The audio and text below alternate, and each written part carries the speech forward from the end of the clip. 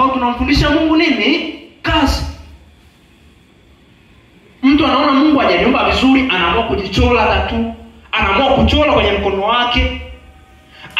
Anasema Mungu hajaniumba vizuri, ngoja nivae hereni. Anasema Mungu hajaniumba vizuri, sijapendeza, ngoja mimi nilio mweusi nikachukua mafuta ili niwe mweupe. Mwingine anasema Mungu hizi nywele hajaniwekea vizuri, ngoja nisuke niweke marasta hadi huku.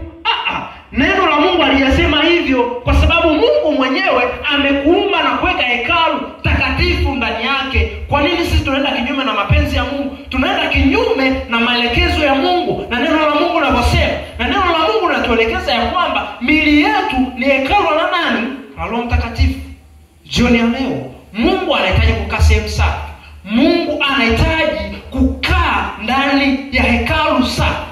Inawezekana tulikuwa katika hekalu chafu, lakini jioni ya leo tumwalike Roho Mtakatifu na sisi wenyewe tujisafishe ili Roho Mtakatifu aweze kukaa ndani yetu.